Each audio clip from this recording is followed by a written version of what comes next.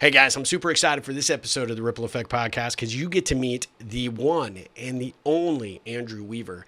Andrew and I are actually proof that you can strike up a friendship on social tools like blogging and Twitter and keep it going, keep it growing because we have done so for over 10 years. He's an amazing guy, great photographer. He's doing some really cool stuff with the soccer club FC Dallas. I can't wait for you to meet him, so let's jump in and get going.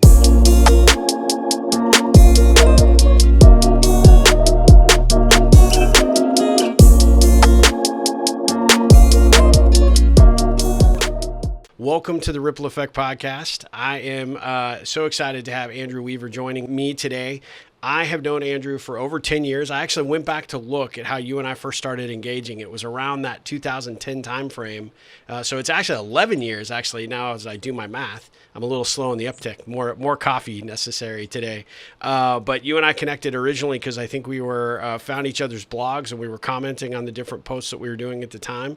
And then, of course, carried that over to Twitter and kind of the rest is history. We've stayed in contact pretty consistently for, the sum total of 11 years. So I'm super excited to introduce you to all of my Ripple listeners because they are going to be in for a treat. How you doing? How you doing this morning?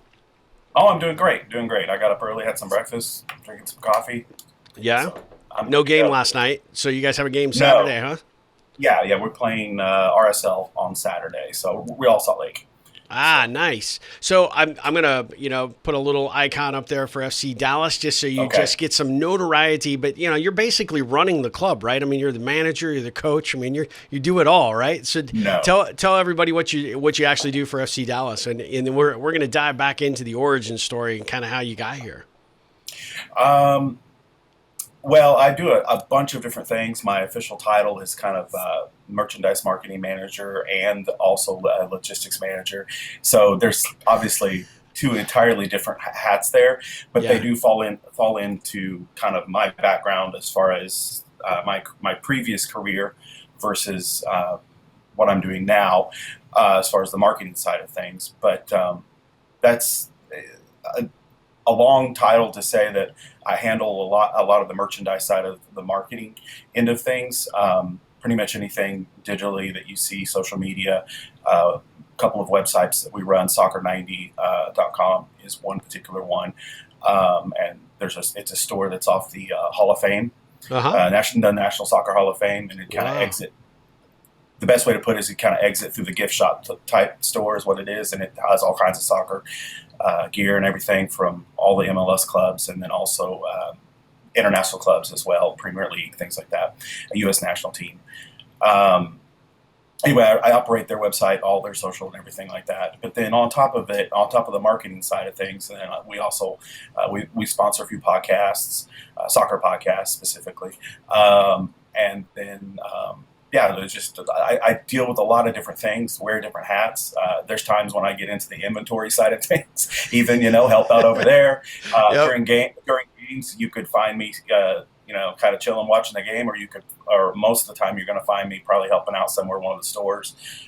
So it's the way sports is, from what I've been able to tell in my few short years in this industry, is you kind of got to put on a bunch of different hats and help out where you need where it's needed. Yeah. Well, and you guys are fresh off of beating Austin FC pretty badly. Yeah. The other night.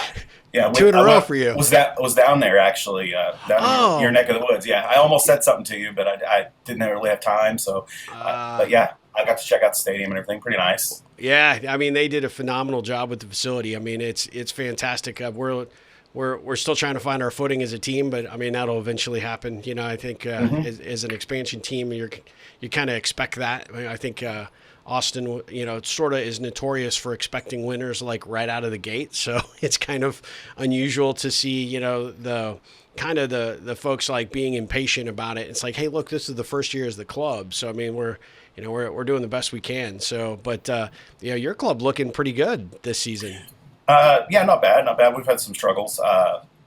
There's still a lot of work to do, it looks like, but that's okay. I mean, it's been a fun ride so far this year. We have a lot of young kids, which is kind of the staple, it seems like, with this club, and that's a real exciting side on our end. So that's fun.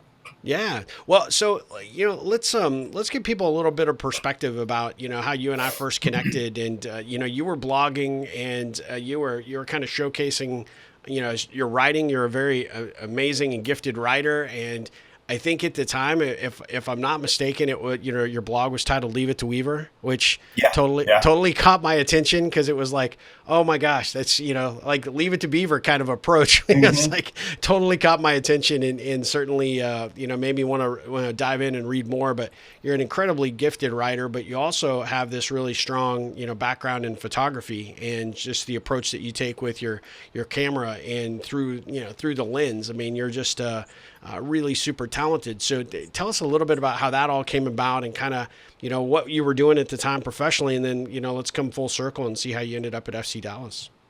Um, it's kind of weird and funny. I've always, and I still do it even now, even though I'm working with FC Dallas, but I still dabble on things on the side, and not necessarily anything that makes me any money, but I'm just always curious and always trying to learn and always trying to learn new things.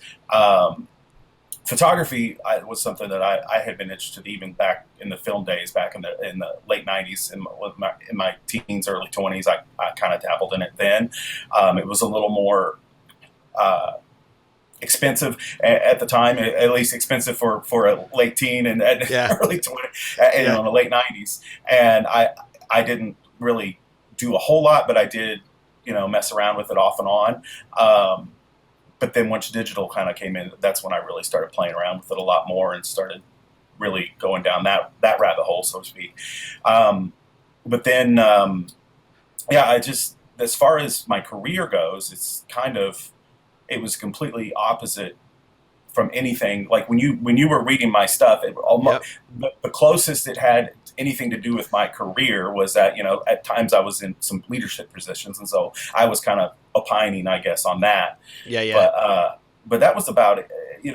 I did logistics. I got into started at CFI. I don't know if you're familiar with them at all. They're still around, and that was my career. In fact, up until about 2 years ago, so about 16 years in Oh logistics wow. on the trucking industry side of things.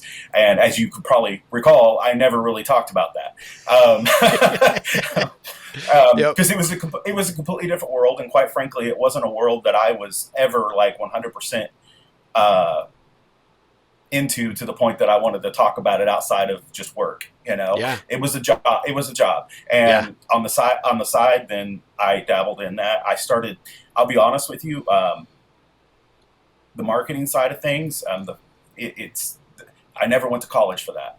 Yeah. Yeah. It was all self-taught. Around the time, I would say about 2005 or so, I started reading Seth Godin, and I I'd already dove into the social media world by then, which 2005 is super early. Yep. I was blogging, I was doing things like that, and so I had that blog that you found. I created, I want to say probably around 2005 or six, Yep. something like that, and I just started really just business, and I think, but I also touched on marketing stuff because I was reading a lot and Yeah. diving into that world. And so that's really where I got the start of it. But I really didn't do, as far as getting paid for marketing, I didn't ever really do any of that until I decided to completely switch careers at the age of 40 and get into the sporting industry. So Yeah. that was but it That's a was pretty years of drastic personal change. training. Yeah, Yeah. a Yeah. completely different world. Completely Well, different so world. the thing I kind of always enjoyed about your writing, especially in the blog, was you always had this very unique take on what you were consuming at the time, right? And ideas and thoughts about and now kind of hearing what you were reading at the time, a lot of that makes sense in that Yeah. your observations about different approaches, different strategies, different ideas that could be applied. I could definitely sense that you were in a leadership capacity, but potentially in a role that maybe didn't give that much flexibility in terms of Yeah. that. Even Yep. though some of those tools could potentially have benefited an organization like you were working for, right? Yeah, and in those early days, I got on Twitter in 2008.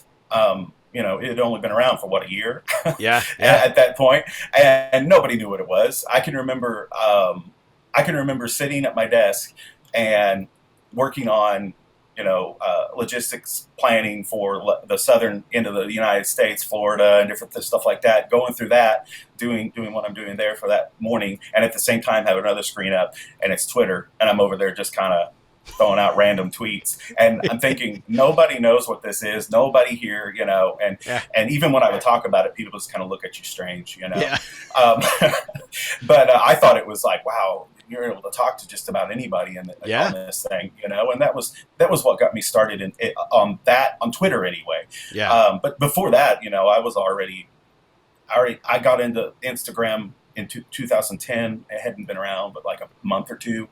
Yeah. I was always trying whatever new platform popped up, I was going and reserving my space and seeing if it was any good.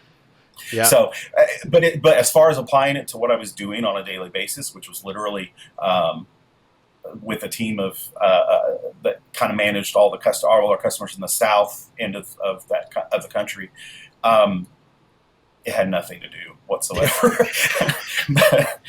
but it was just like I said, on the side, I'm always toying around with different things. I'm doing it now. And it just kind of has worked out that I've been able to kind of parlay that here recently, in the last few years anyway, into some sort of a career that's actually turned out pretty fun.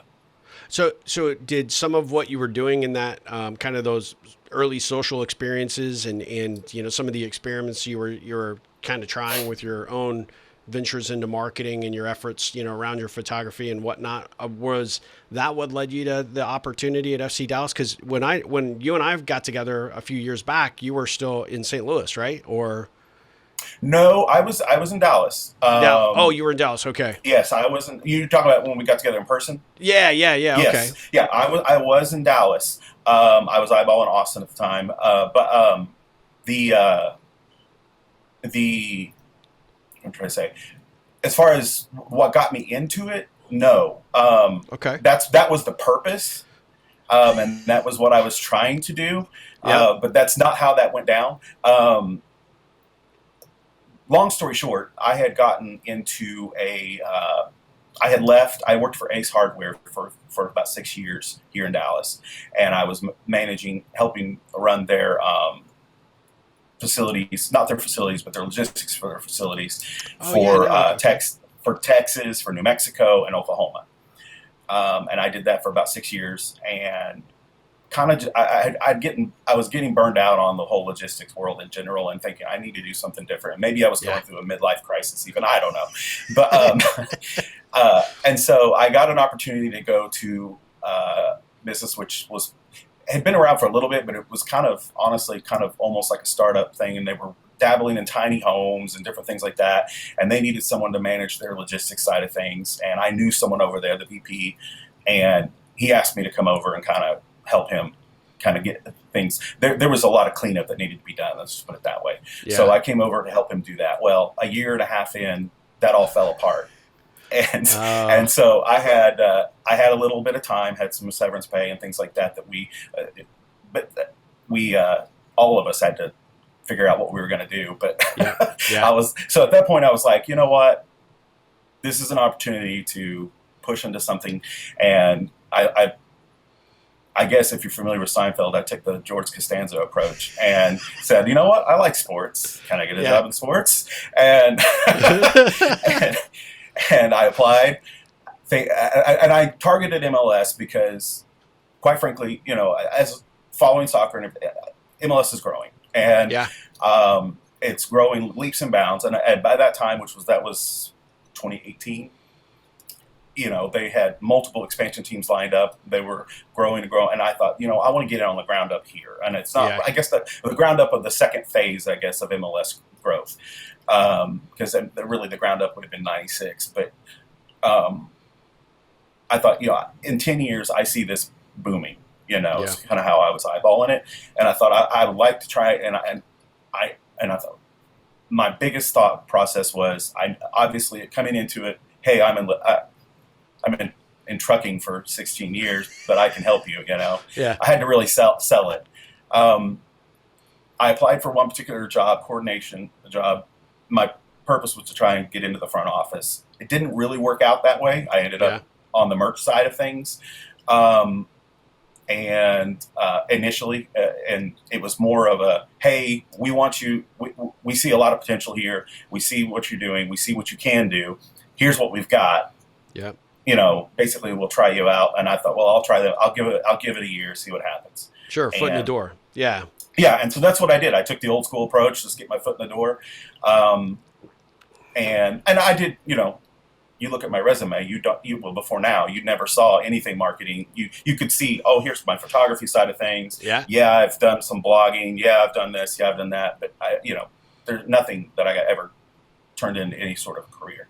So, long story short, within less than a year, actually, I was already dabbling in getting. They were starting to push me into getting photography side of things, and then from there it just blew up. And then next thing I know is posting up in the front office and getting ready to go. So it worked out. And that's awesome. I basically just took a shot. I mean, that's the best way to put it, I guess, and worked hard.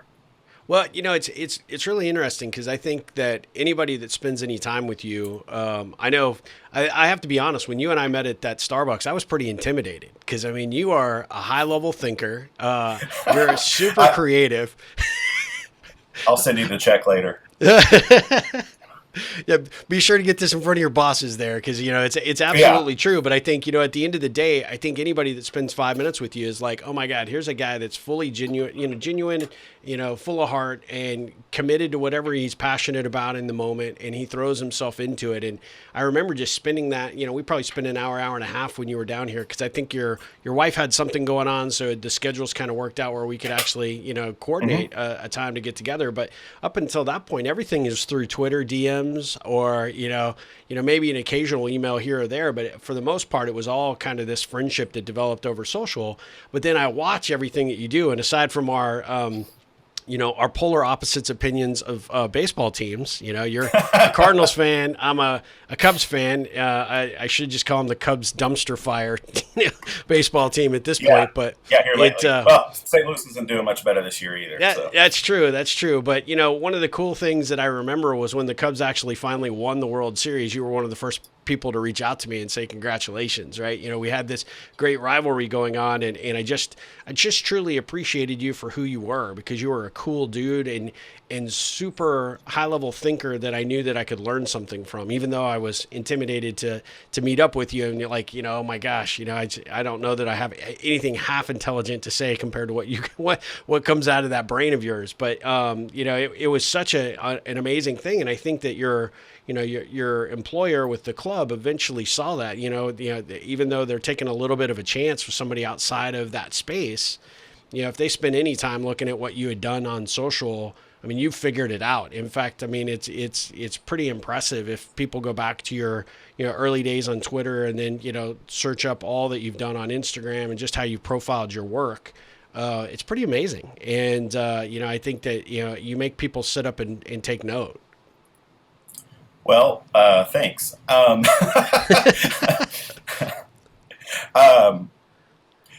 talk about Twitter. You mentioned Instagram. Instagram is really where I feel like at least on my personal side of things, that's where I've spent the majority of my time really putting out what I love, I guess. Because photography said that's ultimately what I really love and enjoy. And we've been fortunate enough to travel a lot. So I've been able to get shots from all over the world and different things like that. And that's one of my highlights when I'm traveling, is figuring out, okay, I'm going to go explore this day or this morning. I'll wake up at the crack of dawn and just wander around like Salzburg or London or whatever, and just take photos when there's nobody out. I enjoy that. That side of it and everything, that's been something. And at the time, 2005 and on, and I'm kind of pinpointing that time period because that's also when I started doing a lot, just really dabbling on the social media side of things. Mm-hmm. And that's something that at the time I didn't realize would lead to anything. It was just kind of a fun thing. I got to go to work and work with truck drivers. Yeah. And so anyway, that it turned out to work out. And so looking back on that, as a side of it. And you mentioned the writing thing. I really don't do a whole lot of writing here, at least in the last few years. About 3 or 4 years ago, I was still doing stuff personally, but nothing that I was putting out. And even that here recently, the most writing I do now is I do a lot of copy, for work, but that's about it. But yeah, it's just one of those things that, I don't know, for someone who may be stuck in a career that they don't like or don't enjoy, that's something I think sometimes is good. If you're good at something on the side or whatever, or so you have a passion, work hard toward it, and you may have to just get your foot in the door. If I'd have said no, I never would have been in this position. I'd still be, I'd eventually probably end up back in logistics. But I thought, what, I'll take the lower pay. And I did. I took lower pay coming in. I thought we can do this for a year maybe, and then my wife's going to say find something else. Yeah. But it all worked out, and I'm thankful to FC Dallas as a company. That's really their whole thing. Is built within their whole marketing campaign with the team itself. They're constantly working with their academy, and that's kind of what we're known for.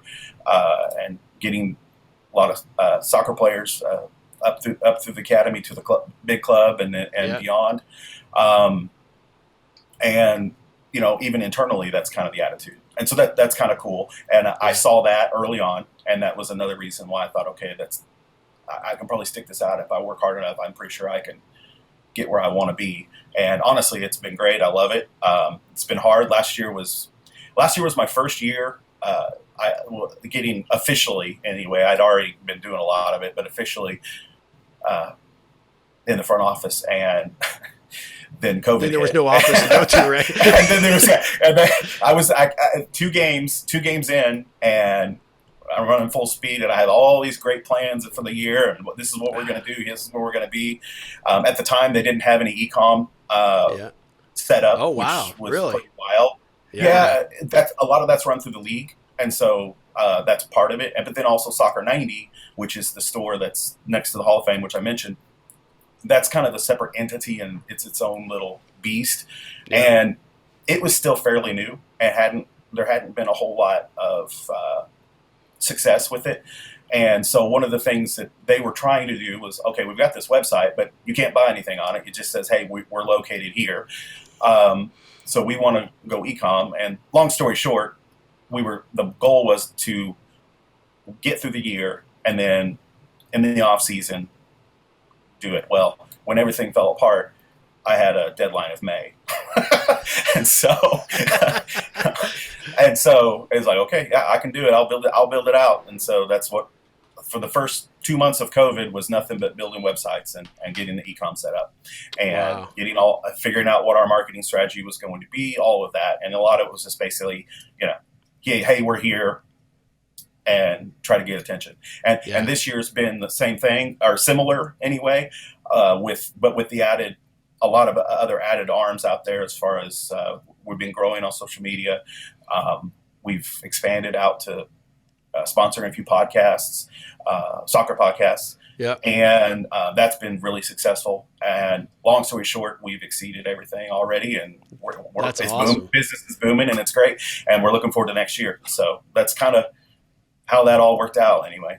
Yeah, well, it's a perfect example of kind of, sort of how you got to this role anyway. You're learning on the job, you're figuring it out as you go, and sort of, you're making progress in where most people would look at that as a pretty daunting challenge. You were like, well, what's our choice? Let's get it going and let's make it happen. And, it's a testament to your work ethic and the approach that you have to almost everything I've seen over the course of our friendship. And something I very much admire about you in terms of, if I don't know it, I'm going to go learn it, and, go find out what I can and make it happen. So that's a really, really powerful capability for a lot of folks. I think, they're looking to, sort of like you said, if you're not happy with your job and you're wanting to, sort of expand into something else, being able to embrace, some of those problems and the challenges that you might face in a career shift or learning a new skill or capability,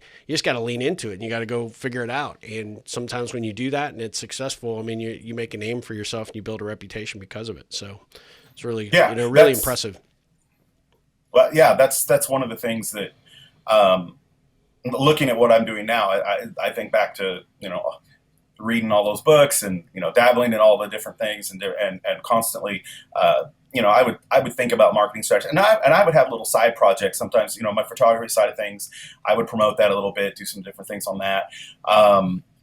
And I don't know if you recall, and I still have everything, and I still have in the back of my mind. That's one of the things I'm dabbling on the side right now. Is I have a little history. I'm also a history nerd, so yeah. And I have a little history project that I started on with some old photos and different things like that. And I don't know if you even remember that or not, but I started that in 2019, and I don't remember. 29. Yeah, it's 2019 is when I kind of rolled that out, and it still exists, but I haven't really done. I've kind of, because it's a hobby more than a paycheck, and and so I've kind of laid that by the side for now. But that's something else that in that side of it, that was something that I had to start marketing and start playing around with, and without any budget. And so I was like, okay, how am I going to promote this? How am I going to get this out and things like that? And how do people find out about that? I mean, where do they learn about, is there a specific website? You can go to sincerelyyesterday.com and check it out. I'll be honest with you, it's kind of dead right now. But I mean, it's there, exists. There's a lot of photos. You can see what I was working on. I do have some plans in the future. My ultimate goal is a podcast, which again, dabbling in something that I've never done before. And that's something that I've been, kind of on the back end working on. I've got a lot of plans for it. I just don't know right now when I'm going to be able to roll it out. I'm getting the itch here lately though. So hopefully I'll start rolling that out again. Well, I definitely would check it out for sure. Encourage people to at least go see what you've done up to this point, and then, find a way to continue to follow that progress. Yeah. And right now it kind of focuses on a lot of old photos, a lot of lost photos, things like that people, just over over the last 150 years. Yeah. As, photos get lost and things like that, I've collected things. I go into a thrift store or something, and I say, oh, this is kind of cool. And buy someone's old family photo from, 1920 or something like that. But then just kind of check into some of the history of it, see if I can figure out who they were, all that kind of stuff. So that was kind of what I was doing. My ideal future thing is, though, especially with the podcast, is to really dive into some actual history with the entire thing and go from there. So I have done a ton of research on the Chicago Exposition of 1893, and that'll probably be where I start. Oh, so you'll get a little Chicago nod right off the bat. Yeah, there you go. That's awesome. Yeah, cool. Yeah. I mean, that kind of ticks a couple of boxes for you, right? There's the photography aspect of what that was in that time, right? And then the research aspect, which allows you to put on that detective hat and kind of dive into the history of what's behind that. And I've got to imagine, picking up an old black and white, photo from a thrift store, from an antique, place. I do remember you talking about that project and how fascinated I was, because I was like, God, what monumental effort it might be to go through and try and figure out who this person is, when you've got a photo, but not much else to go on, right? From that. Yeah, if you got a name or something like that, you can really kind of at least got an idea of the time frame when it was taken. You can kind of work with that.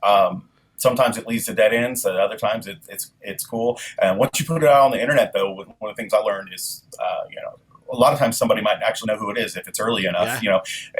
We had some people. I had some people that reached out to me about a family in Maine. I have a whole bunch of their photos and stuff. Wow. And one person thought they knew who they were, like their mother knew who they were, or something like that. And so they were trying to figure that out. That kind of led to a dead end at the time. But it was people who lived in the same town. We figured out what town they lived in. We figured out, kind of who they were, but, couldn't ever find anybody who actually knew them or knew any of their family members alive today anyway. So there's some cool things like that you can do. That's something that was the motivation starting the project. And and the fact that I just had all these old photos. I'm like, what am I going to do with this? And my wife sometimes would be like, so are we going to throw these out, or are you going to hang on to them forever? These people that you do not know. And so. No, those are my friends. What are you talking about? Exactly. Yeah. I'm like, So, it's kind of cool. And I do see there are people who spend a lot of time, a lot more than I do, in that world and really try to get those back in the hands of family members and things like that. And that's kind of cool. And that could be a side thing for it. But my bigger vision for it, though, would be more of a retelling of history in general. But I would focus more on stuff that doesn't get talked about nearly as much. So, which is why I started out with the Chicago Exposition 1893. That's cool. There's a ton of stories around that thing. And I feel like that are itching to be told. I guess that's the best way to put it. Well, and talk about a great podcast idea, because, there's all this interest in, sort of these crime, serials that are out now, that you get on different podcast platforms, and just the unfolding of the small thread of, detail or a clue to some perspective, but it really brings the audience in, because they're curious as well, right? And that fact that you can sort of unfold that story as you go, and you're an excellent storyteller. So I have no doubt that would be, that's going to be a hit right off the bat. So I can't wait to see what you do with it. We'll see. We'll see. I know what you're like, but I just need another 18 hours out of my day. I'll be exactly. I'll be good to go. Exactly. I know how that is. I can understand that. Well, switching gears, and from we kind of touched on it, right? Obviously, with your love of the game, that led you to the role at FC Dallas. So, you're a big soccer fanatic. You're a big sports fanatic in general. You're all over baseball, and you're all over soccer. What's your assessment of the U.S. men's team at this point? I think not to be overconfident, but I think they could legitimately compete for the World Cup in 2026. There's just a lot of young talent coming up right now. And a lot of them are going over to Europe right now and playing with a lot of the big clubs over in Europe. You're getting a lot of good experience over there. But there's even younger kids right now that are in MLS and coming up through those academies and things like that also have a lot of potential. I think it's finally turning a corner. That's what I tend to believe. There's still a lot of work. The World Cup qualifiers start, for the U.S. anyway, tonight. So there's still a lot of work, but man, the talent is off the charts, I think, right now. As far as the young talent, the youthfulness of them, they just need a little more experience. But 2026, I think, is far enough away. That's here in the States when World Cup is going to be. I think that'd be awesome if they could at least compete, and I think they will. But it'd be even better if they won, obviously. So, I think there's a lot of potential there. Yeah. Do you have your eyes on any specific young players that are coming up through like the MLS ranks, or that have moved overseas to get that experience that maybe, we should be on the lookout for, that you really kind of have hey, this one's got, the right stuff that's going to be, a real centerpiece for what happens next with the program? Right now, I think Ricardo Pepi, which you saw in Austin. I think he's really interesting. Right? He's really young, but he's really interesting right now, and I think has a ton of potential. And I think everybody else is figuring that out right now. It's clear that everybody's figuring that out right now. Hopefully, he'll continue his upward progression. As far as who's here right now, that's to me the big one. Those that have already gone overseas and stuff. There's Pulisic is obviously is tops as far as most. It's off the charts. Weston McKennie. I think Tyler Adams and some of those guys who've been there a little bit longer. He's only 22 or 23, but I feel like he's a lot older than that. But some of those guys can lead the way, I guess, for some of these other young kids that are coming up. But even guys like not to shout out FC Dallas over and over, but Jesus Ferreira, I think, has a lot of potential as well. He's just had some injury issues over the last year, but he's really starting to come on right now. Who you also got introduced to in Austin. Yeah, we did. Thank you. We appreciated that. So anyway, that's that. It seems like I don't know. A few years ago, it seemed like it was a big deal if you saw, Dempsey playing in Fulham, and Yeah. now it's every week. Every week, you've got somebody playing in one of the big leagues. Yeah. Multiple someones even. You have Matthew Hoppe, who's young kick on the rise. He just moved over to La Liga.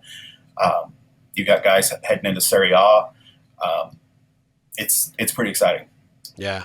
Well, you kind of have a front row seat to, the MLS process and a lot of these younger players. How is that? I've always been curious about that process. How much exposure from, playing at the MLS level do these players get overseas, and how does that connection happen? Is that a agent that's trying to get them, visibility to those clubs over there, or do those clubs send folks over to constantly be at the MLS games and they're identifying talent, or how does that process tend to happen? Well, first of all, to be clear, I'm not involved in that process at Right. all. Yeah. Yeah. As a fan, I'm curious. Yes. And I just want to be clear on that. I'm not involved in that process at all. I'm strictly merchandise. But being around it all the time, obviously, I'm learning. There's a lot of different ways.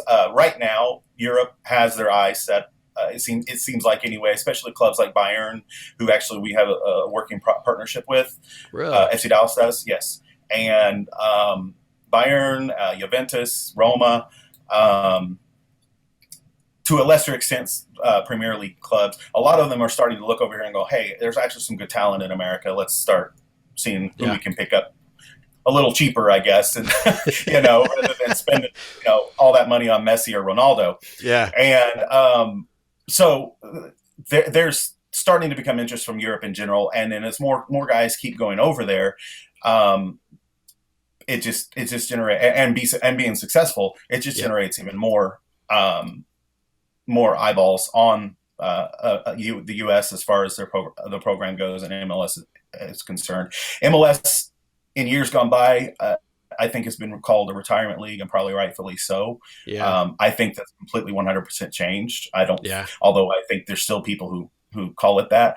But if you look, there's really only a few clubs that are still out there signing guys on their last leg that are a name. You had Zlatan a couple years ago with the Galaxy, and you had some others like that. But and look what that did for his career, right? I mean, he played really well over here for a couple of years. Then he went over to the Serie A, the other retirement league. Yeah. But he's still killing it. Yeah. Oh yeah, I know. And so, my point there though was a lot of clubs are starting to focus on their youth finally, and they're starting to build their academies. Some more than others. I think FC Dallas is the best at that right now, and I think that's clearly being shown with the progress of some of the kids that have been coming up. And we've had a number of kids that have gone over to Europe already within the last year. And so that's pretty cool. But as far as how that goes, I mean, there's a lot of different factors. Europe's obviously paying more attention now than they used to. But then also the academies, the homegrowns that are coming up through the systems and stuff are we're starting to see some fruits there. And sometimes they obviously have an agent and everything, and so that may play a role. But I'm not too privy how much that plays a role into it, obviously. But I think the biggest thing is that we're just there are more and more kids starting to head over there, and on top of it, they're being successful. So that's just creating more buzz and more eyeballs looking over here going, okay, well, can we find somebody? Yeah. Well, and it's interesting because we've known a couple, because as you know, I've coached soccer for 28 years. I love the game. I've enjoyed it. I've had a few players that I think were at that caliber that could have taken it to the next level, but for a variety of reasons chose not to, focus more on academics or where they're headed for college, not playing. My commitment has always been, I want you to enjoy the game. I want you to walk away with an appreciation for it that you can carry forward for the rest of your life, right? If you keep your body in relatively good shape, you can play it, continue to play it for, I'm still playing at 50. So, I love the game that much, but we actually had an opportunity to play, an FC Dallas club team, from your academy down in one of the open tournaments down here in Round Rock. And it was like, oh my God, just the level of talent and skill, even at that young age. I think it was probably 16, 17-year-olds, when we were playing at that point. It was a few years back, but just the approach that they took to managing the game, and the way that the players communicated, you can definitely see that your youth program really has it figured out really well, and the academy is well run, and obviously has some strong future talent for the U.S. program. Yeah, no, like I said, it's exciting. I do think they have the best in MLS right now, and I think that's kind of the general consensus Yeah. as well. I think that's definitely something that it is a huge plus for us for sure. Yeah. Well, switching gears, what do you think about Ronaldo coming to Manchester United? Whatever. I'm a Chelsea fan, Yeah, so I know. I don't really care. You will when we Whatever. play you. Yes. Well, I will say this. I do care in the sense that Soccer 90 does sell Manchester United jerseys, and it's been great. Yeah, So I'm I do sure. care on that. On that end, I do care. So the same thing with Messi. When he went to PSG, I was kind of like, yeah, whatever. But then I was like, Yeah, okay, I see that PSG merch moving now. So, um, that's good. That's good. so Yeah, I'm okay with that. Um, so that's, yeah. But I don't know. I mean, I think the money's ridiculous. I think, I'm not opposed to it. I just think it's kind of ridiculous that I don't like these super teams. PSG's kind of put together a super yeah, team yeah. basically. I don't like that because there's a lot of good talent that ends up, in my opinion, getting wasted because you Yeah. have these guys that Never get minutes. they Yeah, could be starring in another club and somewhere else, and they're making their money and they're sitting on the bench. That's my personal opinion anyway. yeah. But the business of it, I get it. But I'm not it's just a fan in general. I'm not a big fan of that. I prefer that be spread out a little bit more. Yeah, yeah, it's going to be interesting to see, and I agree with you too. I mean, I think that I was glad the Super League didn't come Oh yeah, me about. too. That Me had too. me very concerned, but fortunately they squashed that pretty quickly. But at the end of the day, it's you do see these superstars that and I kind of even attribute that back to the U.S. men's team the last time for World Cup qualifying. We were kind of going with our stalwart players that we've had, but just weren't getting us. They were aging, and there was We were older, yeah. yeah, there was just this commitment to the guys that have been, and there's legacy there. I get that, but at the end of the day, at some point, you're stealing minutes from our younger players that need to be able to come in and get those minutes and get seen and have the opportunity. And that's what I fear for some of the the premier clubs that are out there, that they focus so much on the star factor. And I get it, like you said, it's a business and there's money to be made because those players are coming. Manchester United's going to be through the roof in terms of merchandising for for a Oh yeah, while. But yeah. it'll be interesting to see how it plays out, and just how if Ronaldo shows up and can play at the high level that he's proven that he's can over the last several years, but now doing something to make this team better, which has really kind of been they're improving for sure over the last couple of years, but they just haven't quite gotten over the hump. Yeah. Yeah, I just, as far as, yeah, Ronaldo, like I said, the super team thing doesn't really, Ronaldo, not that I'm not saying Man U at all is, I still don't think they're going to win the Premier League. I don't see them doing that, even with Ronaldo. But, and that's because Chelsea's going to win. But I don't, yeah, I also see it, these clubs, they dish out so much money and everything, they end up kind of hurting themselves in the end.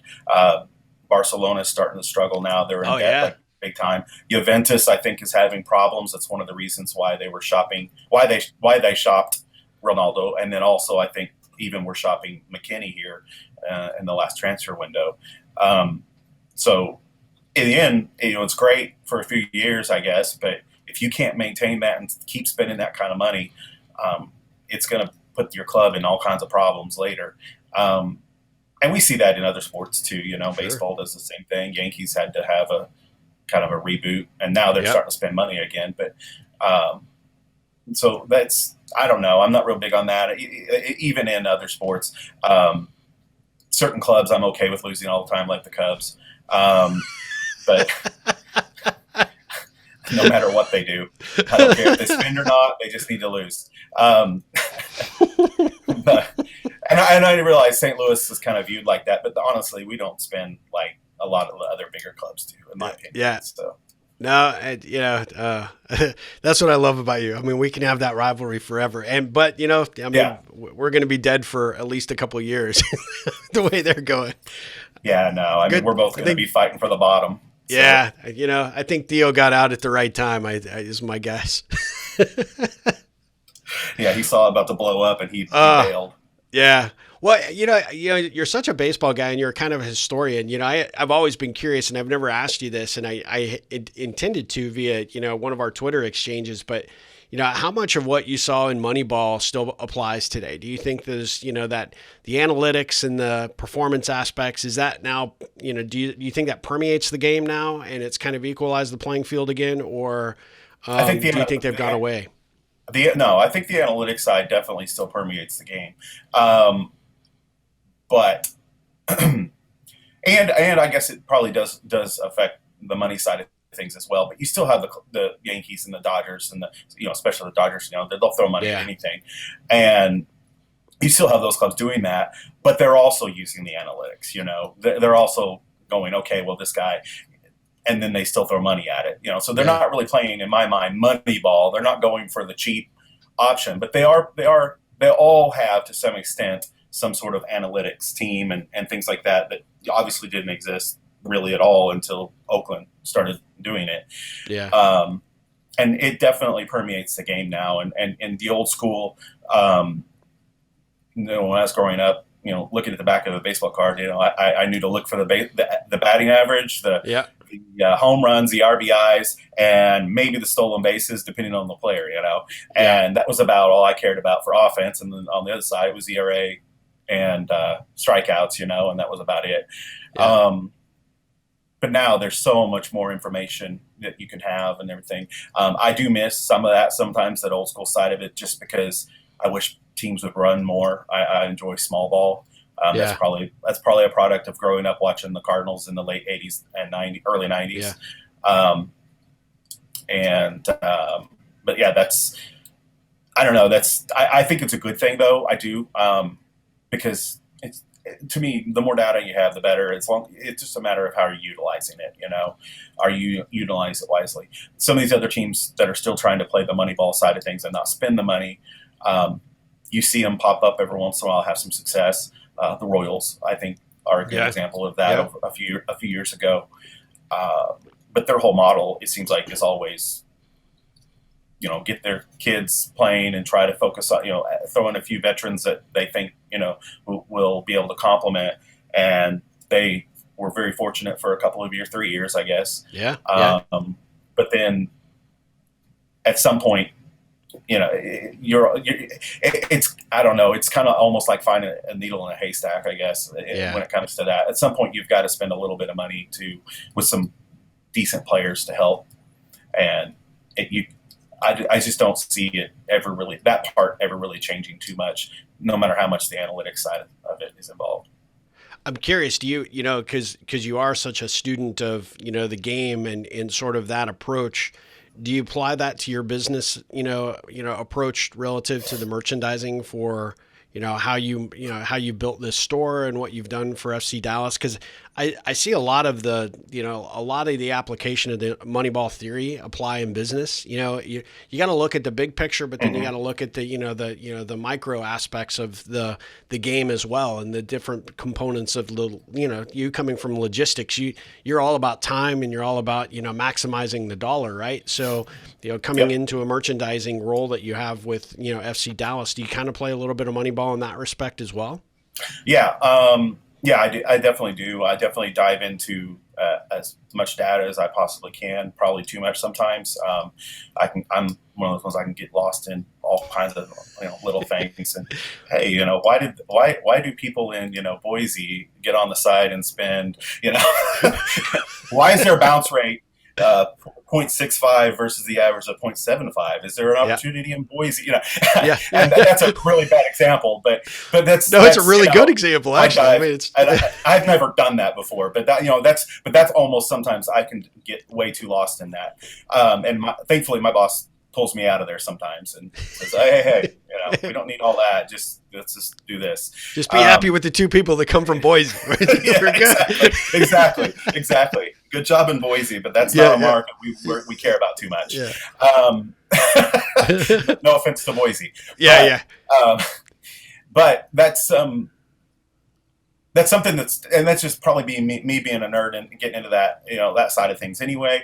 But yeah, we definitely use it. We definitely, I think you're not doing it right if you're not trying to find all the little advantages that you can. Yeah. As far as what can you do to increase, visibility, sales, everything. And sometimes you got to get down in there and see where some trends that maybe you're not noticing because you've been kind of high level, and high level's good. You need someone to be high level. But sometimes you need to get down in the weeds and figure out what's going on, and what's the trends and why is this happening or why is this not happening, and go from there. I definitely use it. I definitely can get way too wrapped up in it too. Yeah. But as far as, like you mentioned, the logistics side of things, that's interesting you said that, because when I first got in there, I was like, go, Mm-hmm. And okay, what next? Okay, what next? Okay, what next? Okay, we got to do this by this time. We got to do this by this time. And I was used to moving very fast. Yeah. And I can remember being told, hey, we've got time. It's the off season. It's the off season. There's nothing going on. We've got time to strategize. It's like, oh, okay. And so I've had to slow down a little bit, but not to the point that I'm just not, but I've had to slow down a little bit, because that's been one thing I've learned. So that's one difference, especially now during the season. There's not a whole lot of slowdown, but off season for sure. And that was something I had to get used to, that there's actually a slowdown. Yeah. And then, kind of recharge and, reassess what needs to be addressed, and, and then take your time getting that, planning for what's next, I would imagine. Yeah. Yeah. But, I could talk to you for hours. I mean, I know my listeners and those folks that are going to watch this on YouTube are going to be infinitely fascinated by you. I've got your handle, Drew Maniac. That's the one for Twitter. Is it the same for Instagram? Yeah, it's the same for Instagram. Okay. If you want to follow me, that's fine. I don't really have a website except for the sincerelyyesterday.com, which I said is pretty much gone. But head to soccer90.com and buy some soccer merch if you want. Buy some soccer stuff. Clubs. Yeah.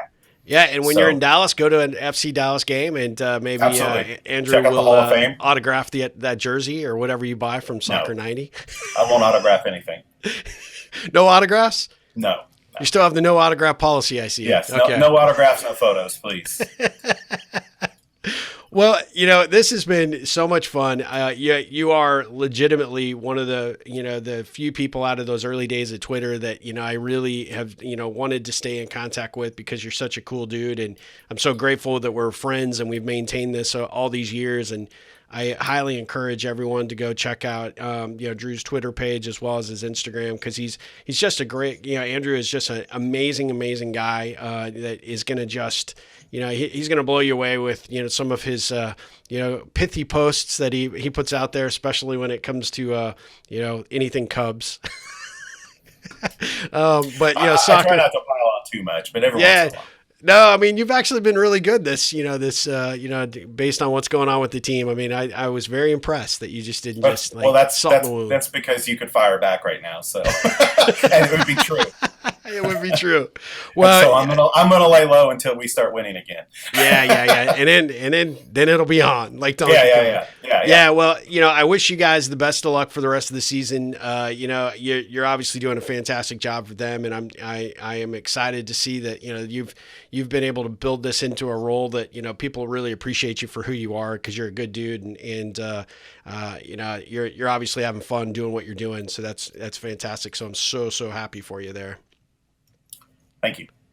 Well, until next time. Yeah, no, thanks for joining me. I really appreciate it. We'll have to do this again, in the future.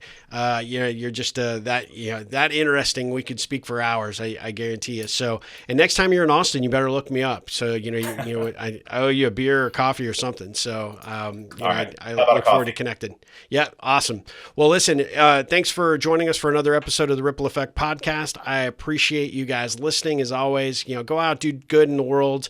Make a difference in someone's life. Connect with somebody on Twitter, and you may just have a friendship like Andrew and I've developed over the years. You just never know. So go out there and be kind to one another. And as always, ripple on.